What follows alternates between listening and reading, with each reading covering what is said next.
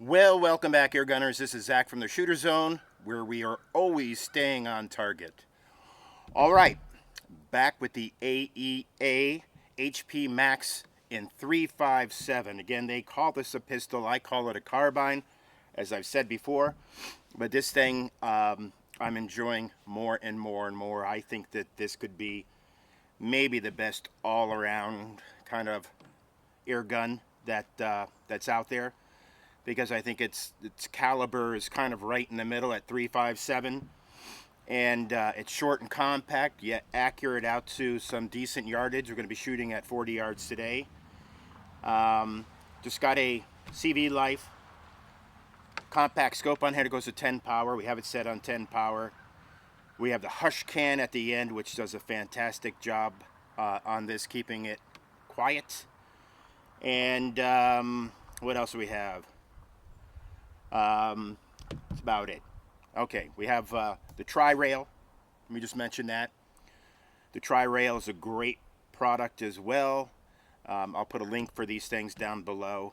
Again, you could mount your bipod to this, or has side rails too that you could put flashlights or anything else you want on it. Again, great product. I have these on, I think, all of my AEAs, so love them. All right, so this is what we're going to do. We've got 3 slugs to run through this today. One of them we already ran through, which is the rifle 129.94 grain green meanies is what I call them. And these are going to be the heaviest of the ones we run through here. Then I have 2 others. I have the Griffin .357 105 grain cup base hollow points. And then the other is from Griffin. It's a 95 grain cup base hollow point. So 3 that we're going to run through here. As we know with these AEAs, they will drop in pressure every time you shoot it. So I figured the best way to do this is to start with the heaviest. So we're going to start with the 129.94 grain green meanies from Rifle Ammunition. And then we're going to work down to the lightest. So this way the feet per second is kind of a little bit more even doing it that way. Instead of having to fill this up every single time to the same exact pressure, I think that's probably the best way to do it. Or maybe not the best way, but it's the way I'm going to do it. How's that? We're going to hand load all of these. So keep that in mind. And let's see here. I have the, again, this is the scope. You can adjust for kind of bullet drop. You can compensate for that. Typically, I have this set in at about 40 yards, so I have it on number 2. These green meanies are going to usually fall a little bit shy. Down, obviously. They're going to drop a little bit more than the others that are lighter. But again, we're just going to test a grouping here. And I'm only going to put 2 rounds through each on this 40-yard target. Again, to avoid having to fill this thing up every single time I shoot it. And I know that's the best way, but this is the way I'm doing it. So that's what it comes down to. All right. Again, only a 10 power scope. And this scope, this compact scope, doesn't necessarily feel like 10 power. It feels more like probably 8 power. I mentioned that before. So it's not like I'm using a 16 power scope and we're zooming way in. We're not. This target is a little bit on the small side, especially the center red dot. So we're just going to see what happens.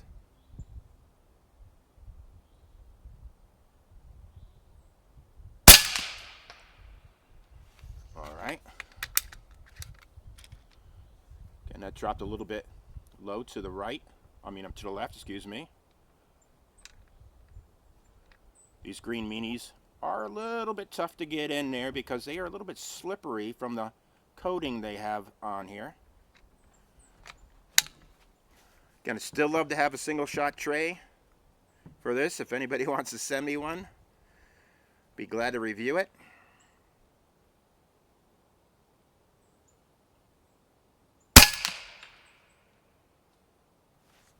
Okay. Now we're going to move over to the 105 grain Griffins. And again, this rifle isn't, you know, something that's designed for this incredible accuracy. You know, again, what we tend to look at when we're using a rifle like this is, you know, can we group them within 4 inches? Again, that's a decent sized grouping for 40 yards and a 13-inch barreled rifle like this. The diamond we have up there is 3 inches, just so you know. That'll give you a good idea, at least the grouping of this. All right, so next the Griffins.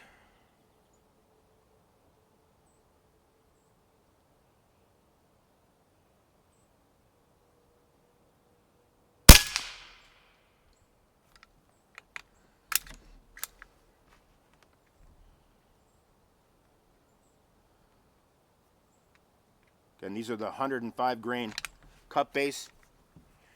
They load very, very well.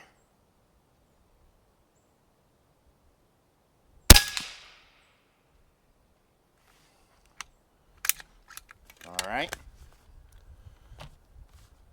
Now we're going to the 95 grain cup base from Griffin.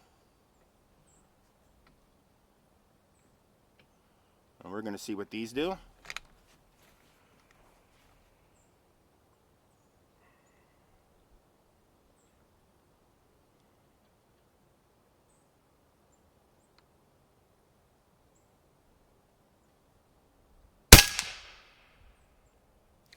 Okay, that one flew high, which is okay. Again, we're really just checking for grouping size here. We're not really checking for 0 because we're using different grain bullets, which means they're not all going to hit 0. They're just going to hit where they hit, but we want them to hit together.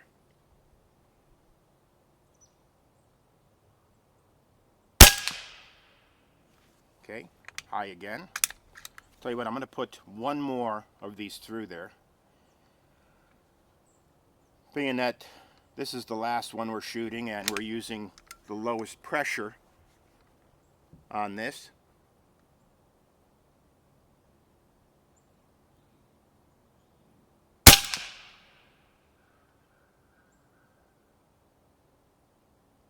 Okay. That'll give you an idea. I started off at about 4,200 PSI. We're at about 3,600 PSI right now. That'll give you an idea. All right, so again, there you go. The 95 grain Griffins, I think, had a little bit larger spread than everything else. Probably still fit within that 4-inch target, though, if we had it zeroed for that. So again, not that that's bad, that's good. Again, and we're thinking about this rifle again as more of a hunting rifle, plinking rifle maybe. So again, we have to keep that in mind when you're thinking about, and a self-defense rifle, I want to say that as well, because I think it would be very good at that. So when you're thinking about hunting, medium-sized game like a deer, again, 4-inch group is perfectly fine. That's great. That's what we're looking for. And again, if we're going through some heavy brush, things like that, shorter rifles work perfect for that. So this is great for that. If we're looking at this rifle as something we're going to use for plinking, again, if we're shooting at a 4-inch gong, then we're going to hit that no problem.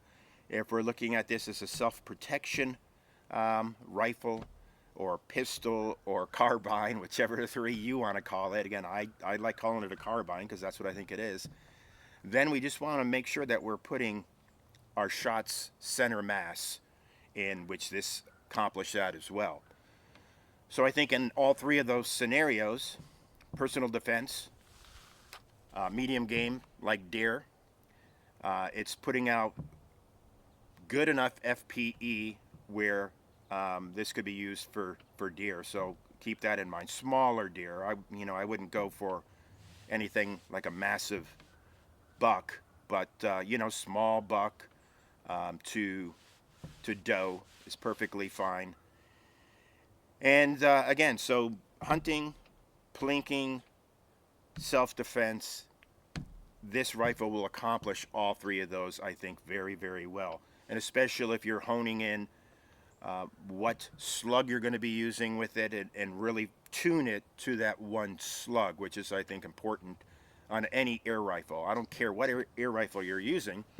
You put 3 different slugs in any air rifle, and they're going to hit really in 3 different places. So it's important to hone in on what you really want to use in this and set it up specifically for that, so you can get the tightest group possible and as close to center zero as possible each time. All right, so there you go. That's it again for this AEA HP Max 357. All the products I have on here, again, work great for this. I'll put links down below, so open up the description area and you'll see the links for these in there. And for now, that's going to be it. If you haven't liked this page, please click below and like this page. It really helps us out a lot. If you haven't liked our page on Facebook, go to the Shooter Zone on Facebook and like that page as well. Until next time, again, be safe, shoot lots, and we will see you again soon. Take care now.